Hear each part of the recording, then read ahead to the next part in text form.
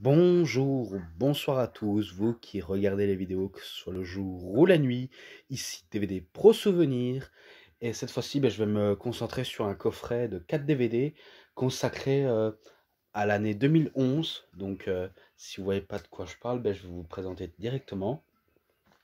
Donc, voilà de quoi je veux parler. The WWE Best of Raw and SmackDown 2011. Par contre, si vous entendez du bruit, c'est normal, ça vient de mon immeuble. Donc voilà, donc on va voir les images qu'il y a dedans. Là au fond de Raw, là on voit The Rock. Là on voit également Cena qui fait sa pose plastique. Là on voit Edge en train de prendre sa retraite. Randy Orton qui fait un coup de bélier, je crois. Je crois que c'est sur Christian. CM Punk qui fait une promo à la foule, sa fameuse pipe bomb. Et Sin Cara. Et là-bas, c'est John Cena qui fait un coup de bélier sur le Miz. Ouais, le Miz. Et là-bas, justement, le Miz qui nous pointe du doigt. Et Mark Henry qui se présente en tant que champion. Donc voilà quoi. Ensuite, l'ensemble. Et là, c'est Randy Orton qui affronte Cody Rhodes masqué. Donc voilà quoi. Ensuite. Alors, les meilleurs moments. CM Punk et John Cena, tous les deux champions. Enfin, celui-là, on va dire champion par intérim. Et l'actuel champion, il se présente devant vous, c'est CM Punk.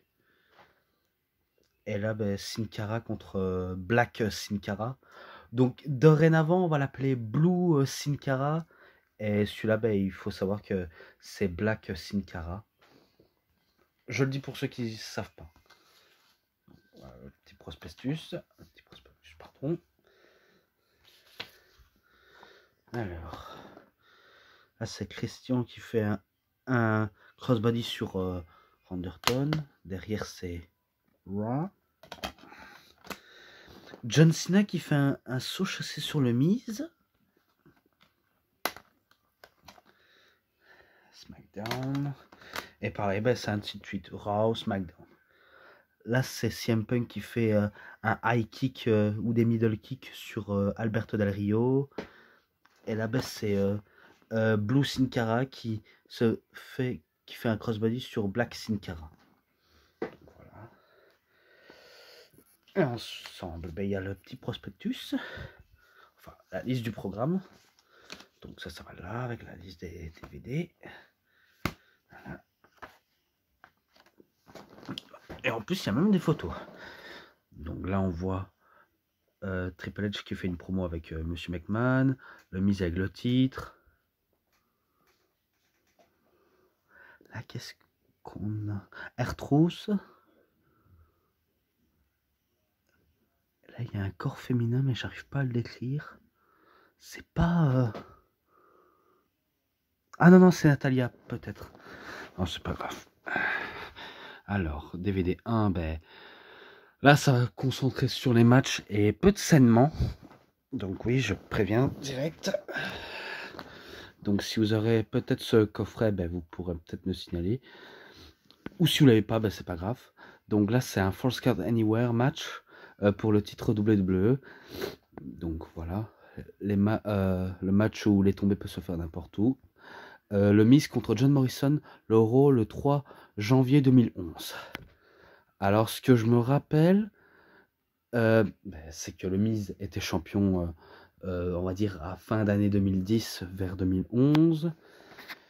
Et oui, parce que il a encaissé sa mallette, pour ceux qui, il faut que je le rappelle.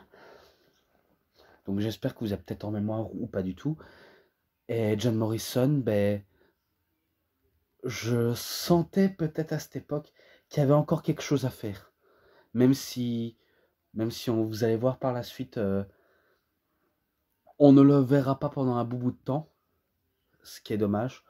Je me rappelle qu'ils se battent du ring, à l'extérieur du ring, comme dans le public. Peut-être en backstage, mais je me rappelle, c'est près aussi de la rampe d'entrée du Titantron. Où John Morrison va essayer de se sacrifier. Donc ça se voit qu'il se fait autant de mal que le Miz ne le se fait peut-être pas. Mais bon, il prenait énormément de risques. Et à la fin, je crois que le Miz se fait aider par Alex Riley, je crois. Ah, qui sait? Peut-être qu'il se fait aider par Alex Riley et qu'il bat John Morrison. Ah, excusez-moi. Donc ce match-là, vu comment c'est une victoire de The Miz, je lui mets un 3,40. Voilà. Attends. Oh là là. Oh là là là là là. Ensuite, match pour le championnat intercontinental. Dolph Ziggler contre Kofi Kingston à SmackDown le 7 janvier 2011. Alors, le champion intercontinental de cette époque. Peut-être que c'était Dolph Ziggler. Non, non, c'est peut-être l'inverse. Ah, qui sait? Qui sait, c'est peut-être Dolph Ziggler, hein, qui a été champion intercontinental du côté de SmackDown. Vous connaissez sûrement Dolph Ziggler et Kofi Kingston. J'espère que vous les rappelez bien, même si j'ai pas besoin de vous les décrire. Mais pour les nouveaux, oui. Donc, si je me trompe pas, attendez. Ah, parce que je vais passer les cours. Je me rappelle que c'est sûrement une victoire de Dolph Ziggler ou de Kofi Kingston. C'est l'un des deux, en tout cas. Enfin, c'est pas grave, c'est pas grave. Peut-être victoire de Dolph Ziggler. Donc voilà ce qui est dit. Et ce match-là, je lui mets aussi un 3,40. Voilà. Encore, c'est pas méchant. Ensuite, un 2 ou 3 étapes. On va dire 2 ou 3 stipulations, un match comme ça. Donc, Rey Mysterio contre Alberto Del Rio à SmackDown le 7 janvier 2011. Voilà, j'espère que vous les connaissez. Rey Mysterio, le luchador masqué le plus connu au monde. Et Alberto Del Rio, j'espère que ça vous dit au moins quelque chose. Aujourd'hui, je sais pas ce qui devient, mais je sais bien que j'ai vu des affaires tourner autour de lui. Et c'est sûrement des affaires les plus sombres. Mais je peux pas aller dans les détails. Bon, à cette époque, l'ascension de Del Rio, hein, c'était vraiment son ascension. Hein. Et c'est là où il va commencer à exploser, hein, même s'il va pas réussir à capturer le titre du monde poids lourd. Mais cette année-ci, il va réussir à capturer le titre VVE. Donc voilà. Mais par contre, je me rappelle que Alberto Del Rio se fait sûrement disqualifier un premier temps. Et après, il se laisse battre par Rey Mysterio, je crois. Non, non, c'est pas ça. Peut-être que Rey Mysterio arrive à le surprendre et Alberto Del Rio, il va le battre 2 fois, je crois. Ou c'est l'inverse. Bon sang, bon sang.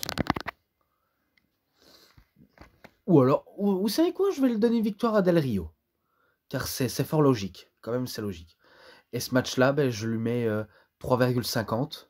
Voilà. Ensuite, match pour le championnat des divas. Natalia contre Melina. Raw le 24 janvier 2011. Oh là là. Alors, peut-être qu'à cette époque, c'était le dernier run de Melina aussi. Donc, c'est là où je me rappelle qu'on ne verra plus Melina aussi pendant un sacré bout de temps. Ce qui est regrettable en tout cas, mais en tout cas, c'est ce que je me rappelle absolument. Comme John Morrison. Et Natalia, je crois qu'elle était championne des divas à cette époque-là aussi.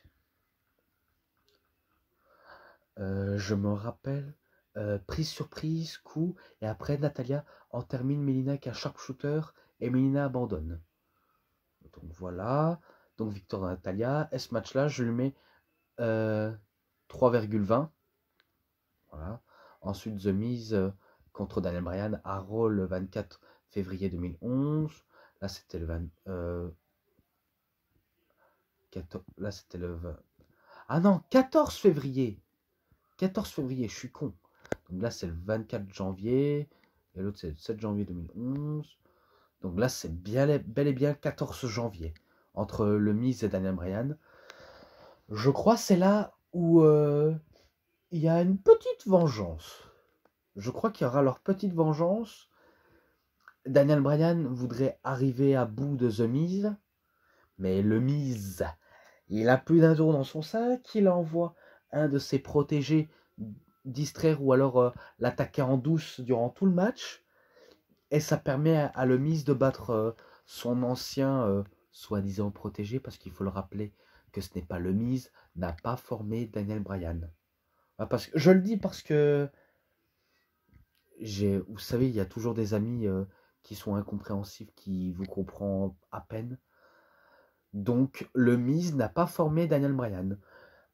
Pendant la NXT, c'est on va dire un genre de coach, mais sauf qu'on nous l'a buildé comme on va dire un petit nouveau et un pro de la WWE qui, on va dire, qui a un certain, on va dire, différence, quoi. Et que les tensions sont en rendez-vous. Donc voilà. Et bien là, c'est une victoire de le Miz.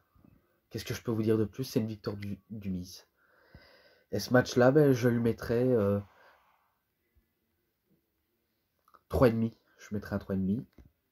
Ensuite, ben, la même année, même date, même mois, toujours du côté du show rouge, le retour de The Rock. Oh là là. Oh là là, ça va poser problème. Je crois que celui-là, je l'avais déjà noté, celui-là. Oui, oui, oui, je le pense. Mais c'est pas grave, je vérifierai dans mon téléphone. Ouais, je vérifierai pour voir si j'ai noté. Je me rappelle, ben, il fait une promo. Tout d'abord, ben, pour son retour, ben, il tacle Michael Cole. Donc, il tacle sévèrement Michael Cole. Et aussi, ben, il va tacler le Miz et il va tacler John Cena. Voilà, j'espère que vous vous rappelez, peut-être ou peut-être pas. C'est là où il va dire à le Miz qu'il était incroyablement nul et que il va critiquer John Cena en le sous-estimant et aussi en lui disant, on va dire, à des différentes ères. Oui, car il va expliquer qu'on était passé de Austin 316 à la popularité de The Rock jusqu'à passer par You can see me. Tu peux pas voir. Voilà, en parlant comme un gosse. Donc en fait, ça veut dire qu'il fait passer John Cena pour un enfant en fait. C'est vrai que pour la donne et quand il s'habille comme ça, c'est vrai que ça fait un grand enfant, mais bien musclé. Donc il tacle sévèrement. Celui-là, peut-être que je le noterai peut-être plus tard. Pareil à l'autre qui va arriver. Donc là, la réponse de John Cena à The Rock. Et cette fois-ci, le 21 février 2011. C'est là où... Oh là là, pardonnez-moi. C'est là où John Cena va répondre direct à The Rock en lui disant c'était quoi son problème avec John Cena. Et par contre, j'avais oublié de préciser, mais John Cena avait dit en fait, c'est quoi ton nom en fait? C'est Wayne ou Dwayne? Je crois que c'est là où il le dit, car il a dit bon sang, c'est moche!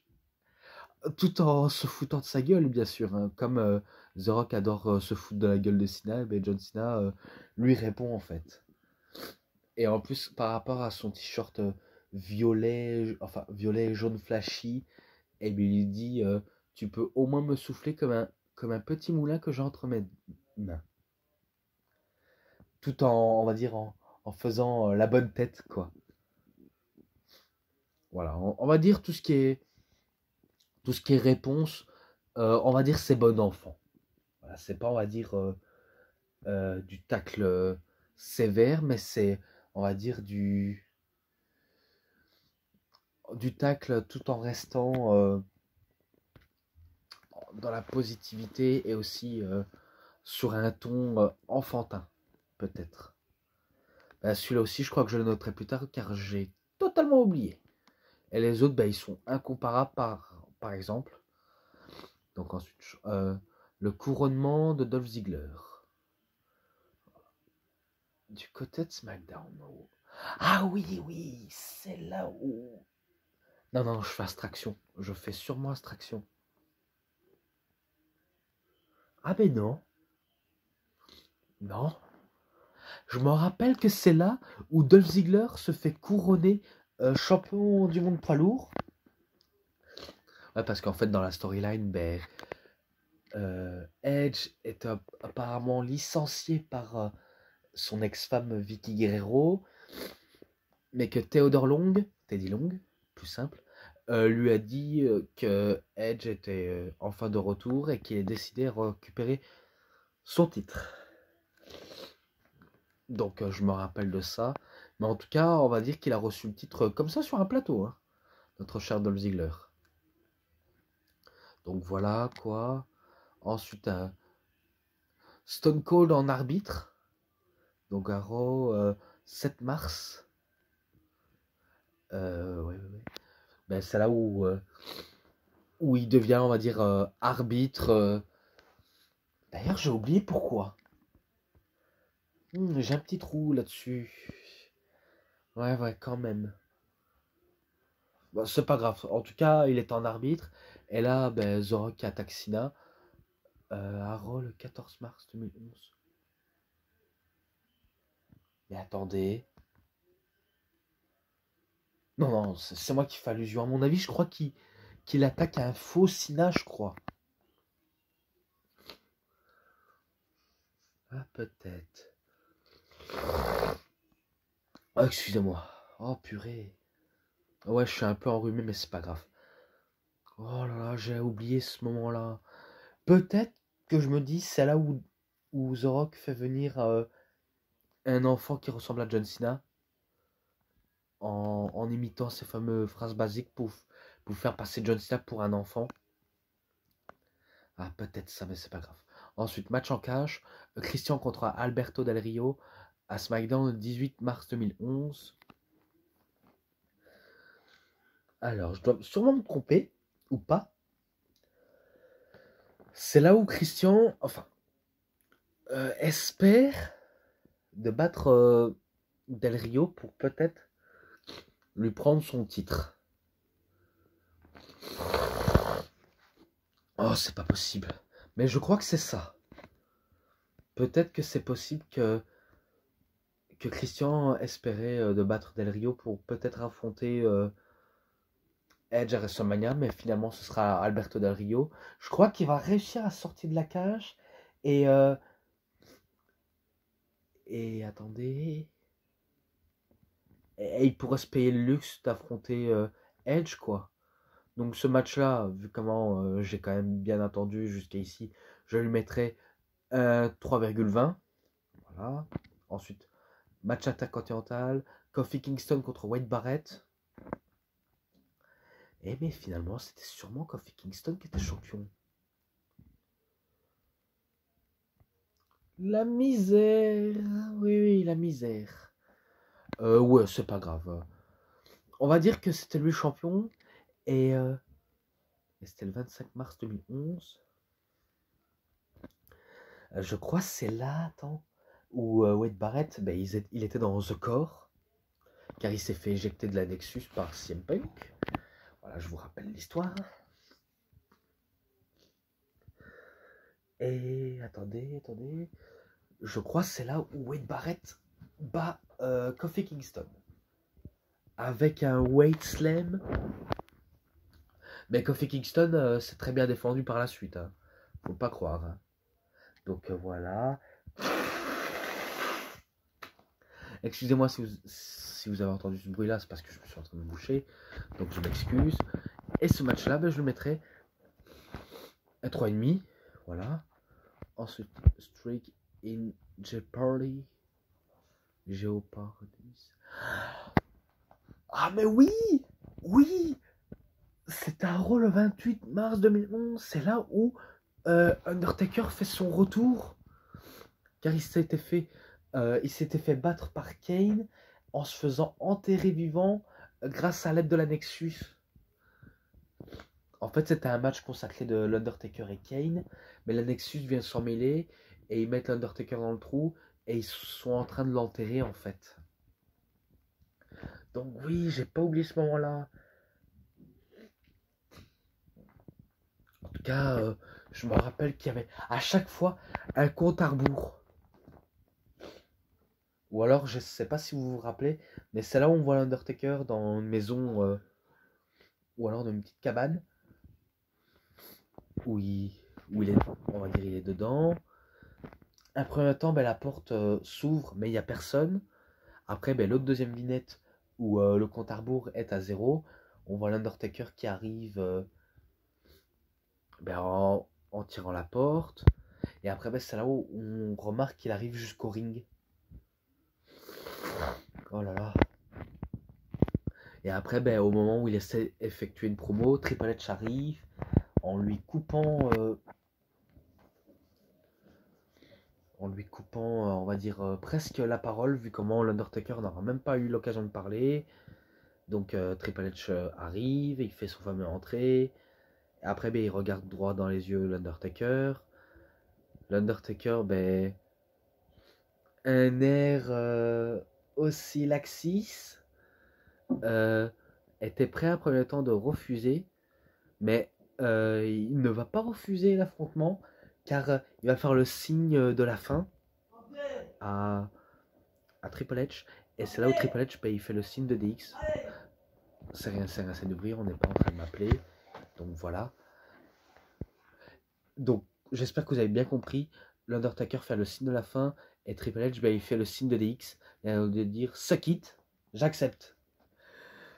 Incroyable scène en tout cas, incroyable. Donc ça c'est ce que je me rappelle. Sans prononcer la moindre mot, on comprend direct. Et c'est ça ce qui est magnifique. Bon, maintenant passer DVD 2. Edge nous dit au revoir. Donc je sais pas si c'est le lendemain de WrestleMania.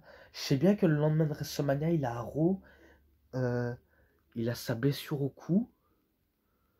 Oui, oui. Qui est apparu. Il nous dit au revoir. Et par contre, c'était pas un kayfabe, c'était réellement arrivé. Donc il pouvait plus catcher du tout. Et du côté de Raw, il a décidé de nous dire adieu. Et il a fait pareil du côté de SmackDown. Donc il a préféré nous dire adieu. Car il a décidé de rendre le titre vacant. Et je me rappelle qu'il y avait même la maman de Edge qui était au premier rang.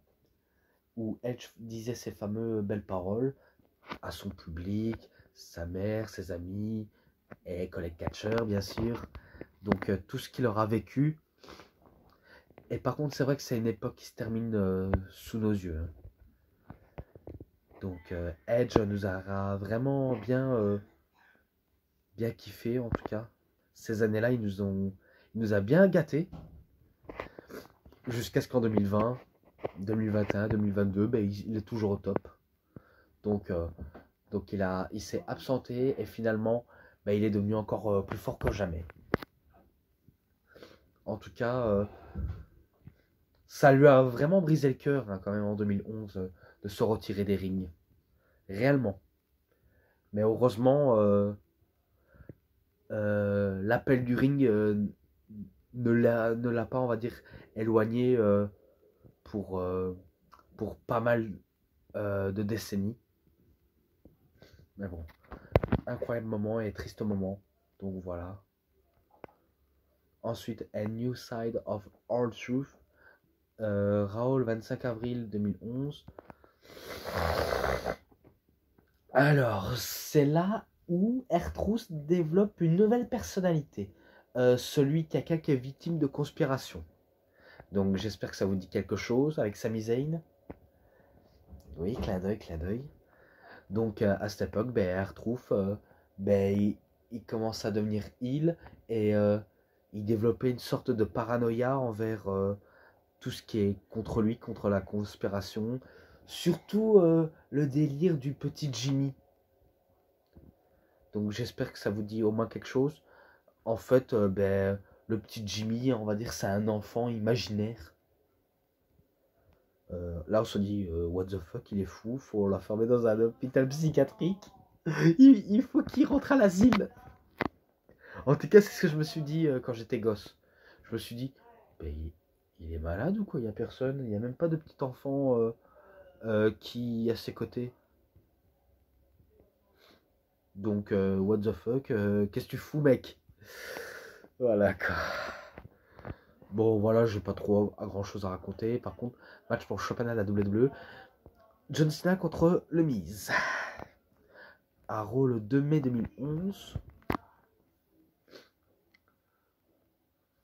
C'est là où je crois que le Miz était champion et qui défend le titre le soir même. Enfin, le soir même, non, qu'est-ce que je raconte? Qui le défend, mais qui perd par disqualification, je crois. Car il aura utilisé son titre ou alors l'appui de Alex Riley pour mieux faire diversion. Ouais, parce qu'à cette époque, c'était ça. Hein. C'était réellement ça. Qu'est-ce que c'est que cette époque, quand même. Bon, c'est pas grave. Victoire de Cena par disqualification. Et ce match-là, ben, je mets un 3,40. Qu'est-ce que je peux dire de mieux? Ensuite, match pour le championnat du monde poids lourd. Christian contre Randy Orton à SmackDown le 6 mai. Pourquoi je dis mars? J'ai l'impression de dire mars. Non, mais c'est au mois de mai 2011. Alors, c'est là où Christian, il le remporte, je crois, Extreme Rules, le titre. Et c'est là où, le lendemain d'Extreme Rules, donc on était passé de Raw, NXT à SmackDown. Donc, il défend à SmackDown. Et spoiler, Randy le bat. Tout en remportant le titre. Donc voilà quoi, j'ai peut-être pas grand chose à vous expliquer à part ça. À moins que... Non, c'est moi, excusez-moi. Non, mais c'est une victoire de Randy Orton et par contre la note globale, je le noterai plus tard quand même, donc voilà. Ensuite, Riley's Revenge, à Raw le 23 mai 2011. C'est là où Alex Riley se défoule sur le Miz. Car en fait, le Miz n'a pas apprécié l'idée de se faire battre par John Cena.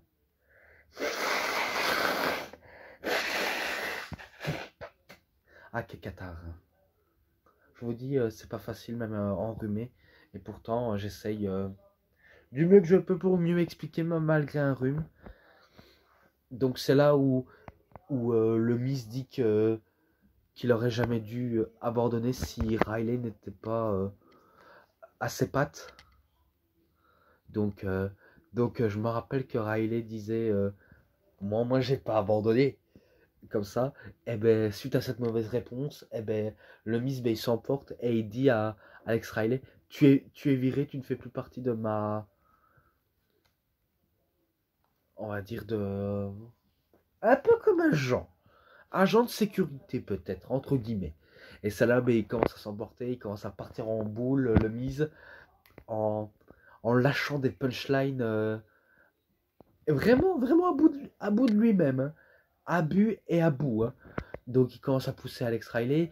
Alex Riley, ben, il le pousse et il le matraque, il le fait envoyer à l'extérieur. D'ailleurs, il déchire même sa chemise de costume.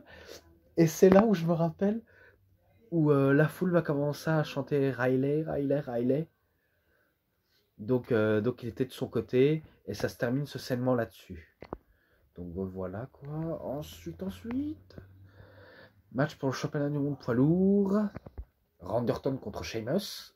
En arbitre spécial invité, bien sûr. Christian. Le SmackDown 3 juin 2011. Bon, j'espère que vous connaissez les finish moves des deux catcheurs. Hein. J'espère que vous les connaissez. Car c'est vraiment prévisible. C'est là où je me rappelle que Sheamus était destiné à remporter le match. Mais pas cette fois. Car je me rappelle que Christian va faire le tomber 1, 2, et la troisième ne va pas passer car il va faire semblant d'avoir mal. Il va faire semblant d'avoir mal au poignet ou à l'épaule. Je sais pas ce que vous en pensez, mais moi je me rappelle que qu'il en a, on va dire, abusé de ouf. Et c'est là où, où Randy Orton, il se lève, il fait un RKO sur Sheamus et il bat Sheamus, tout simplement. Et c'est là, avant de célébrer sa victoire, Christian prend le titre du monde poids lourd qui est à Randy Orton et lui fracasse la tête avec. Donc c'est là où il fait un heel turn, bien sûr, Christian.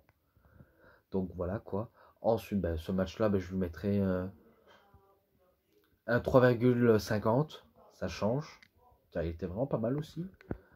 Ensuite, match à 6, à élimination. Oui, oui, oui, oui. John Cena, Randy Orton, Alex Riley contre Christian, R-Truth et The Miz. Tout d'abord, ça commence par une promo. Oui, ça commence par une promo. Je me rappelle que R-Truth va arriver en premier, il s'adresse à la foule. Là, il parle du match au Capital Punishment qu'il y a eu avec Cena au main event. Alors, petit rappel, R-Truth n'a rien à faire dans le main event. Et d'ailleurs, un saignement et un show aussi mauvais, ça mérite même pas d'être un pay-per-view crédible. Donc je comprends pourquoi ils ont arrêté le concept. Je me rappelle qu'Artouf fait son entrée et il dit au Capital Punishment au main event. Là je me rappelle, je me suis fait avoir. Donc il a dit, je me suis fait ken par le petit Jimmy. N'importe quoi. Après c'est là où Christian, il se plaint à son tour en disant, toi tu t'es peut-être fait avoir par le petit Jimmy, mais moi j'ai vraiment raté l'occasion de battre Orton pour le titre du monde poids lourd. Après ça se chamaille, et le Miz arrive et il dit, oh regardez-vous, vous êtes là en train de pleurer comme des bébés. Ouais, ouais. Je me rappelle, il disait au micro ce quoi. Non mais ils en abusaient quoi. Donc c'est là où il commence à avoir une petite confrontation au micro. Ouais, moi je veux Orton, moi je veux Cena. Voilà, wesh, tout ça. Et après, elle retrouve dit Jimmy, Jimmy, Jimmy, Jimmy. Et bien sûr, les deux catcheurs, ils vont dire, mais c'est qui petit Jimmy? Justement. C'est là où Alex Riley, Orton, Cena, ils viennent. Et là, ça lance au match à élimination. Je sais pas qui va être éliminé, mais peut-être du camp de Cena. Peut-être que c'était Alex Riley qui a été, on va dire, éliminé en premier. Après, c'était R-Truth, je crois. Ou le Miz. Non, c'est pas grave. En tout cas, je me rappelle, c'était une victoire de John Cena et de Randy Orton. Même si Alex Riley a été éliminé, c'est pas grave, il ressortait quand même vainqueur. Donc voilà. Donc ce match-là, je lui mettrai un 3,5 à celui-là. Ensuite, Daniel Bryan contre Cody Rhodes à SmackDown le 24 juin 2011. Alors, je me rappelle. Ah, mais non, c'est là où Cody Rhodes était masqué. Oui. Ouais, on va dire match court, car je me rappelle que Cody Rhodes ne va pas arrêter d'utiliser que son masque en plastique qui est dur, apparemment. Donc, il l'utilise vraiment comme une arme. Et après, il en profite pour faire son Crossroads. Et il en termine la victoire. Et ce match-là, je lui mettrai un 3,5 aussi. Ensuite, CM Punk qui fait une promo, donc sa fameuse Pipe Bomb, à Raw le 27 juin 2011. Donc oui, ça je vous l'avais déjà expliqué. Donc peut-être que je vais le dire, même si ça a peut-être duré trop longtemps, mais c'est pas grave. Donc je me rappelle qu'il va dire à un premier temps à John Cena qu'il le déteste pas. Et qu'au contraire, il admire quand même la personne qu'il est, mieux que la plupart des gens dans les vestiaires, mais par contre il dit qu'il déteste l'idée qu'il soit le meilleur que CM Punk, car pour CM Punk, il ne l'est pas, car CM Punk dit haut et fort, et à tous ceux qui veulent entendre, je suis le meilleur au monde, et après il lui dit à John Cena, la seule chose dans laquelle tu es meilleur que moi, c'est embrasser les fesses de Monsieur McMahon, tu es tellement bon à ça que les Hulk Hogan, ou même Dwayne, car il le dit lui-même Dwayne, de sa propre bouche, et qui lui dit il a toujours été un sacré embrasseur de fesses, et il est toujours. Et après, il s'adresse à la caméra, il dit je fais coucou à la caméra. Après, il dit je suis le meilleur catcheur au monde, j'ai toujours été depuis le premier jour, car pendant qu'il est arrivé, on l'a toujours détesté, parce que c'était le préféré de Polyman, et qui dit même que ouais, je suis le préféré de Polyman, car vous voulez savoir qui est aussi le Polyman guy, donc le gars de Polyman, Brock Lesnar, et il s'est barré comme moi je vais me barrer, mais la différence entre lui et Brock, c'est qu'il va se barrer avec le titre VVE, quoi. Après, il parle des conflits, enfin, le problème qu'il y a à la WWE, avec le boss notamment, et aussi, malgré qu'il soit un bon catcheur, parce qu'il le dit, qu'il a prouvé que c'était le meilleur catcheur, que ce soit au micro, dans le ring, aux commentaires, que personne ne peut, on va dire, lui arriver à la cheville, et que malgré ses bonnes qualités, il n'est pas, on va dire, à la tête d'affiche, qu'il n'a pas, on va dire, tous ses produits dérivés en d'autres genres. Même si les produits dérivés, c'était les bandages en forme de chaussettes, car je me rappelle très bien, ou des t-shirts, et aussi il disait qu'il n'avait même pas de film, qu'il est accueilli dans aucun show télé, que ce soit sur USA Network ou d'autres chaînes télé. Il était même pas sur le petit clip de WrestleMania, ni sous le poster, et qu'il n'est pas dans les présentateurs télé connus. Et surtout, il dit que l'année prochaine, il sera même pas dans le main event de WrestleMania, et que ça le rendait malade de le voir John Cena et The Rock être à l'affiche de ça. Après, il tacle aussi les gens, car il a taclé des gens dans les vestiaires, les catcheurs. Bref, tout le monde va être visé.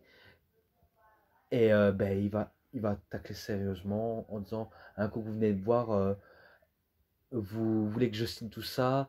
Après, vous allez le vendre sur eBay, tout ça, même sur Amazon, etc. Tout ça parce que vous n'avez pas de vie, vous êtes trop paresseux. Et en plus, ce que j'aime bien dans cette promo, parce que oui, j'ai sûrement oublié de vous le dire dans ma review dans Best in the World, il va citer les fédérations où il voudrait aller avec le titre WWE. Il avait dit qu'il allait d'abord à la NJPW, donc New Japan Pro Wrestling, et aussi à la Ring of Honor, donc la ROH, et qui fait même un petit coucou à aller à Colt Cabana, qui est catcheur à la AEW, ça je vous l'ai sûrement peut-être dit.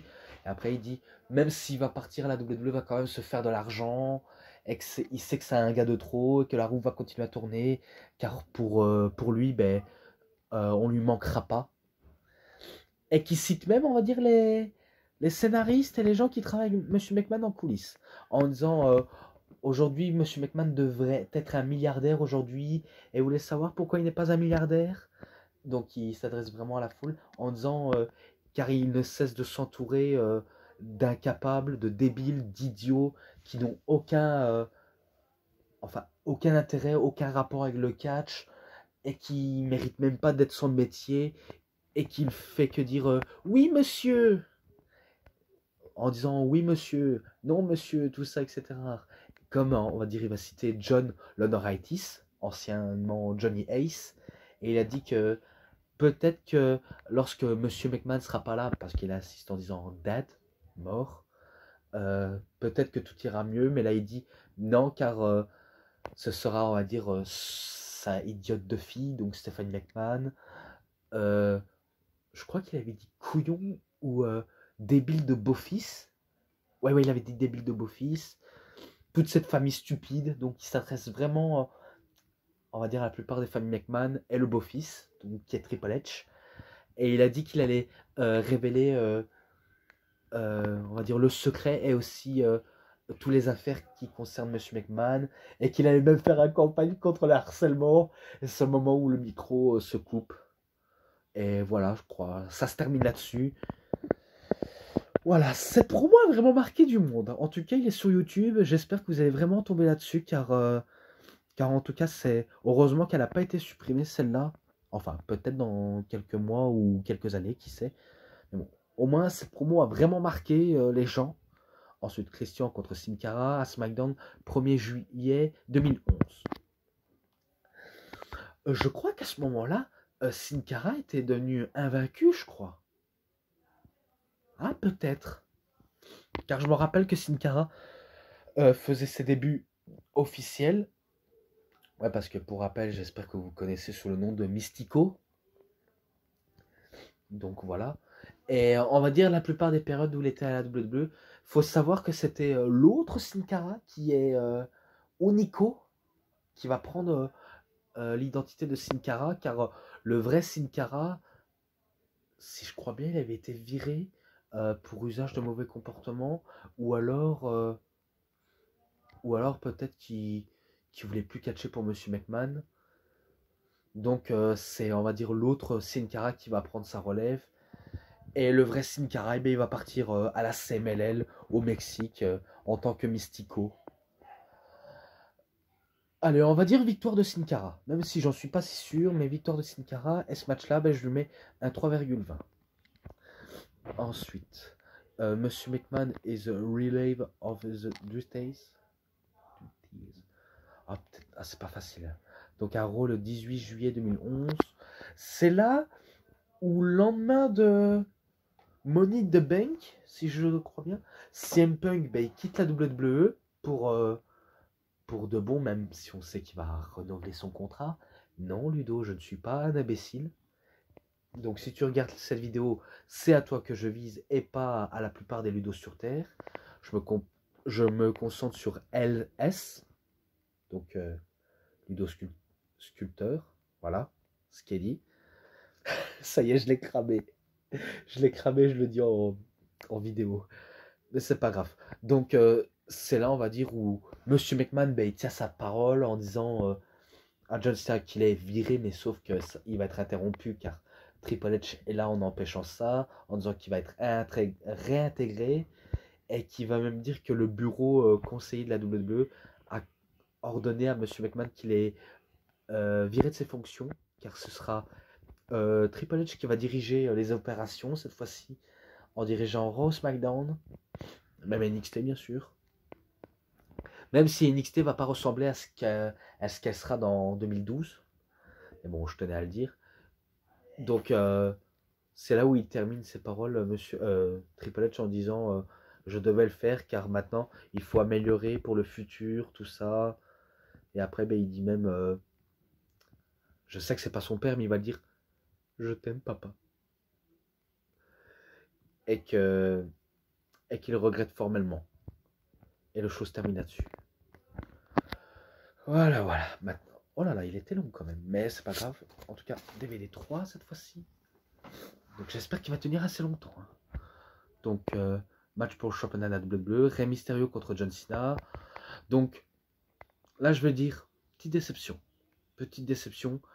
Rey Mysterio, à peine couronné, était prêt à fêter avec les gens aux coulisses. Mais là on a un 6 qui combat lors du main event d'Euro contre John Cena. Et après, vous allez voir par la fin que vous allez peut-être comprendre pourquoi. Car le pauvre, à peine être champion, on lui vole l'occasion, même s'il fait sûrement pas partie du plan. Mais c'est là où j'ai compris que le temps de Rey Mysterio était maintenant révolu. Donc pendant un long moment. Donc je passe court. Hein. John Cena, il bat directement Rey Mysterio. Et voilà. Et il redevient champion de la WWE. Et c'est là où on entend une musique. C'était Code of Personality. Donc tout le monde ne sait pas d'où ça vient cette musique. Et qui est-ce. Jusqu'à ce que le GOAT, le greatest of all time, CM Punk, décide de revenir avec le titre WWE. Sous une nouvelle forme de musique. Et toujours le t-shirt de Best in the World. En tout cas, l'un des plus beaux t-shirts de catch. La plupart, j'ai entendu ça, que c'est le plus beau t-shirt de catch. Et c'est là où ils sont tous les deux au centre du ring. CM Punk soulève son titre. John Cena aussi, mais pas trop, on va dire, à sa distance. Car je crois que Catch Web l'avait sûrement dit. Mais là, on voit que, on va dire, par rapport à Cena et Punk, on voit vraiment que CM Punk est plus grand comparé à John Cena. C'est qu'un petit détail, hein. Je tenais à signaler, c'est qu'un petit détail. Mais bon, incroyable sainement. Match rapide, mais c'est pas grave. Ce match-là, je crois que je le mettrais un 3,60. Ça change en tout cas. Ensuite, match intercontinental. Ezekiel Jackson contre Cody Rhodes à SmackDown le 12 août 2011. Donc, je vais faire court. C'est là où Cody Rhodes prend son masque et fracasse la tête de Ezekiel Jackson et il devient champion en le faisant un Crossroads. Donc, nouveau champion intercontinental Cody Rhodes. Et c'est là où Cody Rhodes va, on va dire, personnaliser le titre IC, comme j'aimerais appeler, intercontinental, en version de l'époque. Donc, avec le cindre blanc, tout en gardant le logo respectif. Donc, ce match-là, je le mettrai un 3,5 direct. Ensuite, un match où les tombées peuvent se faire n'importe où. Ouais. John Morrison contre R-Truth à Raw le 15 août 2011. Attendez, je vais vite venir. Ah, excusez-moi. Par contre, j'espère que la miniature va pas se couper parce que voilà quoi. Donc, je me rappelle que R-Truth et John Morrison, bah, il se bat n'importe où jusqu'à ce qu'il se fait surprendre par le Miz et R-Truth bat John Morrison. Ouais, avec l'aide et c'est victoire d'R-Truth. Donc, ce match-là, je mettrai un 3,10. Voilà. Ensuite, Alberto Del Rio contre Daniel Bryan à SmackDown le 19 août 2011. Alors, je crois que c'est là où on est passé dans la dernière ligne droite. Oui. C'est là où Alberto Del Rio, il bat Daniel Bryan, parce que oui, il va le battre directement avec un Juji Katame, qui est le Cross Arm Breaker, parce que oui, j'essaie toujours de faire comprendre à un ami que le Juji Katame, c'est un Cross Arm Breaker. Donc, la croix en brisant le bras. Voilà, quoi. Donc, voilà, il le bat directement. Et ce match-là, je lui mets un 3,20. Ensuite, match pour le championnat par équipe. David Otunga et Michael McGillicuddy, qui sera Curtis Axel, contre Kofi Kingston et Evan Bourne. À Raw le 22 août 2011. Qu'est-ce que je peux me rappeler? Ah, mais d'ailleurs, je sais pas si c'est là où on ne verra plus Evan Bourne pendant un longtemps lui aussi. Matt Sydal, pour ceux qui savent. Pardonnez-moi. Ouais. Je crois que c'est là où Kofi et Evan remportent les titres par équipe. Et ce match-là... Non, c'est vrai, ils remportent par équipe. Et ce match-là, je lui mettrai un 3,5. Ensuite, match en cage pour le championnat du monde poids lourd. Randy Orton contre Christian. SmackDown 30 août 2011. Ah, celui-là, il faudrait que je le note plus tard, celui-là. Ouais, car je connais le nom du vainqueur, mais c'est pas grave. Allez, victoire de Randy Orton. Hein. Il bat Christian avec un RKO. Car j'ai pas envie de vous citer tout ce qu'il y a dans le détail, car je suis sûr que c'est Randy Orton qui le bat, en tout cas, à ma connaissance. Donc voilà. Ensuite, Randy Orton contre Cody Rhodes, le 9 septembre 2011, à SmackDown, bien sûr. C'est là où Cody Rhodes va utiliser encore son masque comme une arme contre Randy Orton.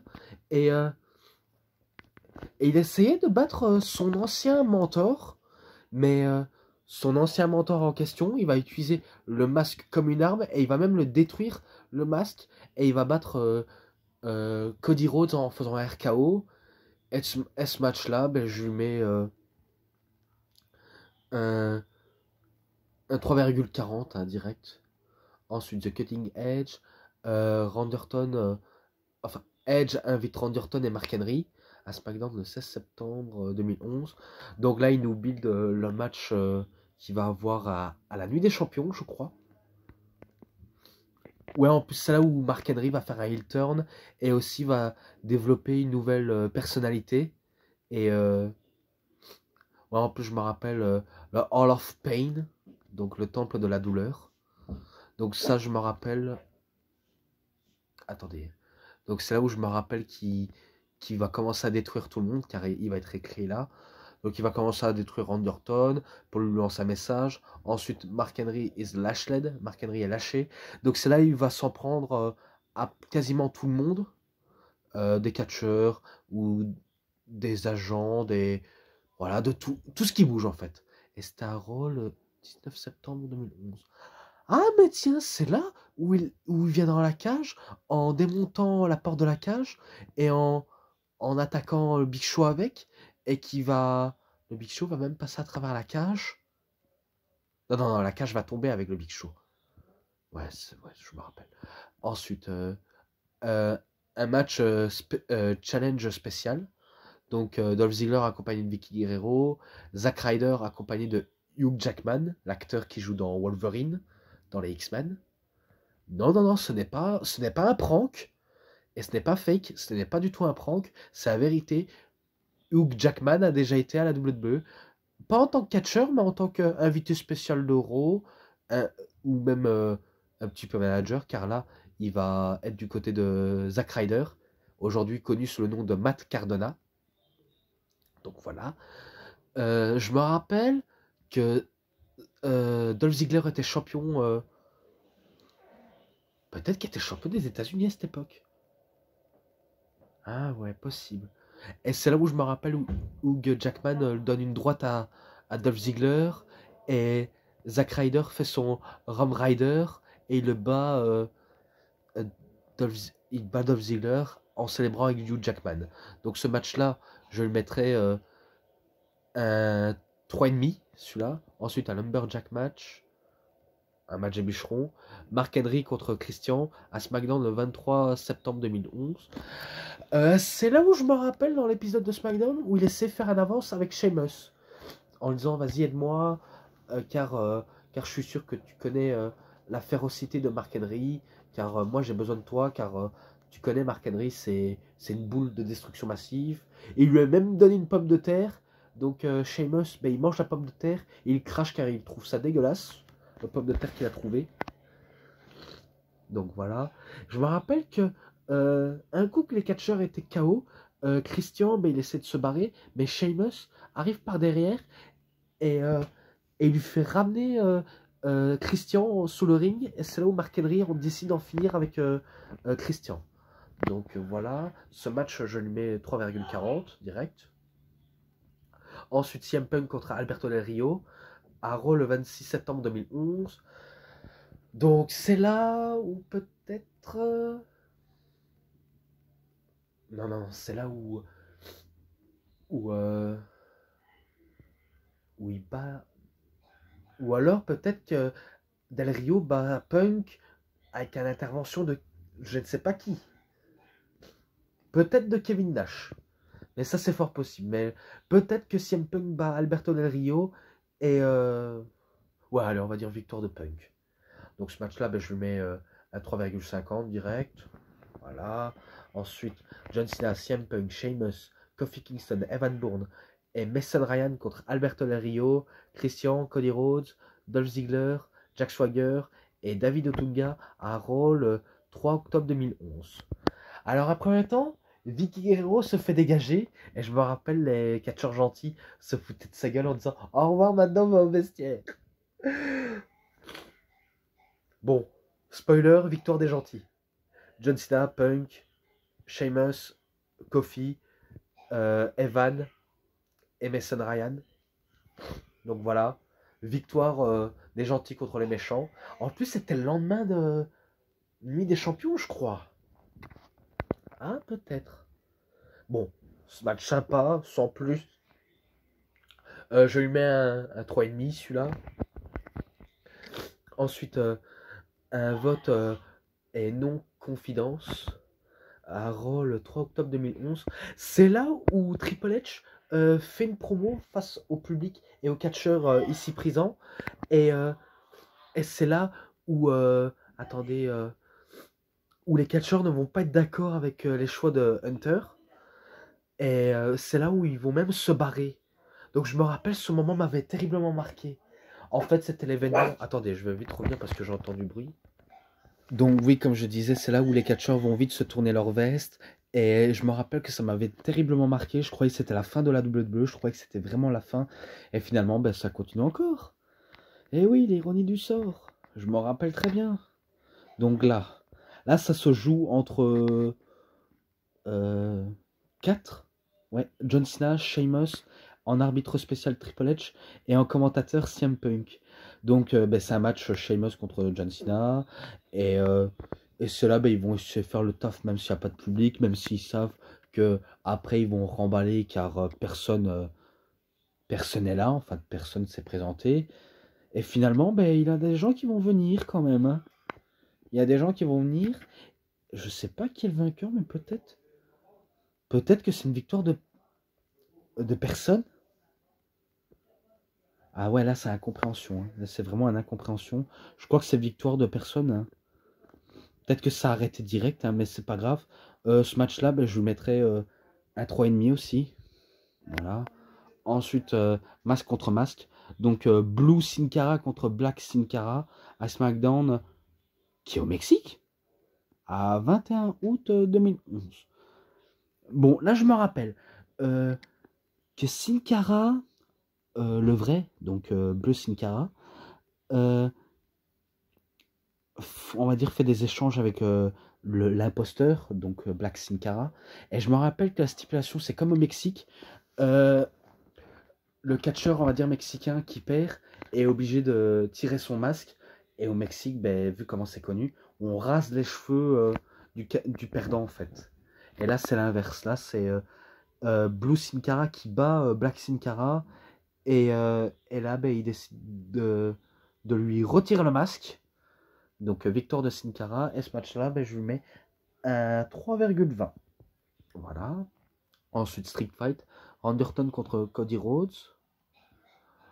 Voilà, SmackDown le 4 novembre 2011. Oh là là, je crois que c'est là où Cody Rhodes décide de prendre sa revanche. Qui sait? Ah, pas possible, hein. C'est pas possible que je m'en rappelle peu. Bon, allez, on va dire victoire de Randy Orton avec un RKO. Et ce match-là, ben, je mets un 3,40. Ensuite, match pour le championnat du monde poids lourd. Mark Henry contre Daniel Bryan le 4 novembre 2011. Donc le champion, c'était Mark Henry. Et Daniel Bryan, ben, il avait remporté le Money in the Bank, donc la mallette. Il essaie de le cash-in. Mais malheureusement, ben, il ne va pas le cash-in car il va perdre face à Mark Henry directement. Et victoire, ben Mark Henry. Hein. Et ce match, je lui donne un 3,20 aussi. Ensuite, au dernier match, après que je vous quitte parce que là, je vois que la miniature ben, commence à durer trop longtemps. CM Punk contre Dolph Ziggler, champion contre champion. Donc, champion de la WWE, c'était CM Punk. Champion des États-Unis, c'était Dolph Ziggler, je crois. Ou intercontinental. Enfin, bref, c'est pas grave. Je me rappelle, prise sur prise, coup sur coup. Jusqu'à ce que Dolph Ziggler, ben, il essaie de prendre l'avantage. Donc, il essayait de frimer. Mais après, ben, CM Punk, ben, il renverse sa situation. Go to sleep, JTS, et il bat Dolph Ziggler. Et ce match-là, ben, pour le coup, je lui mets un 3,60. Voilà. Donc, j'ai fini avec cette review. J'espère que vous avez bien aimé. Même si elle a duré un peu très longtemps, mais c'était pas grave car j'ai voulu essayer de me dépêcher. Donc, voilà. J'espère que vous avez très bien aimé quand même. Ouais, en plus, j'ai duré très très longtemps que je l'imaginais. Donc, qui est de l'ensemble? Enfin, d'abord, les sainements, les matchs, je lui mets un 3,80. Et l'ensemble, il est pas mal. Je lui mets un 4,10. Et voilà, j'ai fini avec cette review. J'espère que vous avez très bien aimé. En tout cas, si vous avez bien aimé, vous savez ce qu'il vous reste à faire. En tout cas, il suffit de liker la vidéo, commenter, partager, abonnez-vous à ma chaîne, cliquez sur la petite cloche pour avoir plus de notifications. Et moi, ben, je vais vous laisser. Donc moi, je vous dis bonne journée, bonne soirée à tous. Au revoir à tous.